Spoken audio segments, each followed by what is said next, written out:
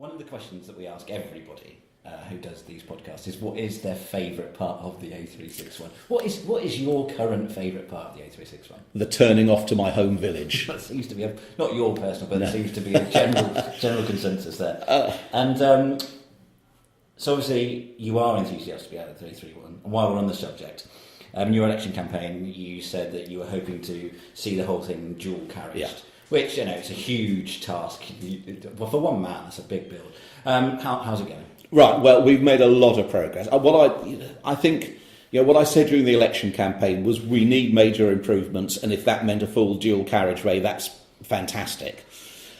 We do need major improvements. The thing with the North Devon Link Road is nothing has happened to it to improve it for the 20 so years since it was built in its present form, really. In fact, the only significant thing that's happened in the last 20 years is that a stretch of overtaking lane has actually been closed on Rackenford Moor. People will know because it was deemed to be too unsafe, so I don't argue with its closure at all. But that just shows you that really very little has been done to address the problems, and the problems are increasing. The population of North Devon is growing. As we've discussed, the visitors to North Devon are growing.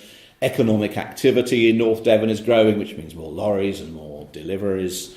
And car ownership is increasing. For all of those reasons, we must get major improvements to the North Devon Link Road. And it's not just about people being able to get here more quickly so that fewer people are late for meetings, although that's important.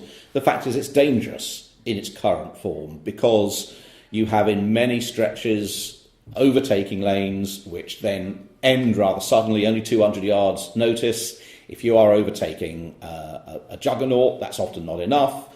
You get people making split-second decisions which are wrong. Myself, I was driving yesterday. I had to drive to Rackenford, from Barnstaple to Rackenford for a meeting, and there was a lorry in front of me. I judged that I wouldn't have time to overtake it, so I didn't.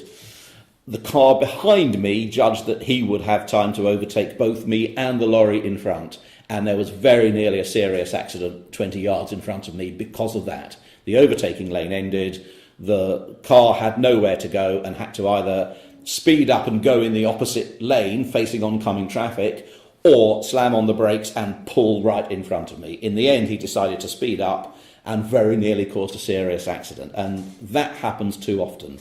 We need to change that, and the problem is with the limited overtaking lanes that we have, it encourages drivers to take those sorts of risks. So, what progress have we made? Quite a bit, I'm pleased to say. To start with, the then Chancellor, George Osborne, has given Devon County Council's Highways Department £1.5 million to put together what's called a business case for why there should be improvements to the road and to do the initial planning work. The second thing... that's 1.5 million just to work on the problem, not actually resolve it? Absolutely no. The 1.5 million, I'm afraid it's very expensive just to do planning work these days. So the 1.5 million is just to write what's called a business case, which is a document that says this is what we think should be done to the road and this is why we think it should be done. And then obviously to do some of the initial planning, if you like to draw lines on a map. So that's 1.5 million just to do that. Well, we never got that before. Devon County Highways had never been given any money to do any sort of preparatory work like that. So I'm really pleased we got that. And so that work is currently being done, that preparatory work. In tandem with that, what the Chancellor, the then Chancellor, did was created a fairly substantial pot of money. It's called the Local Majors Fund. And that is almost £500 million from which projects can bid for funds to actually do the work, to actually build the new roads. Now, that's going to be competitive. Let's be very clear about this. It's not just us in North Devon who want to bid for that pot. There will be other infrastructure projects, other road projects elsewhere in the country who are all going to bid for it. So what we've got to do in North Devon is make sure that we put together a really good case for why the North Devon Link Road is somewhere that should get these funds. And that's what Devon County Council are working on at the moment. I'm working with them on it. Local businesses are working with them on it. There's a public consultation, which I asked for the deadline to be extended on because I wanted more people to have their say. And so once that work is done, there will then be a more detailed process of specific planning, of drawing very specifically a line that shows this is what we want to do, this is where we can put some overtaking lanes, this is where we could have a bit of dual carriageway.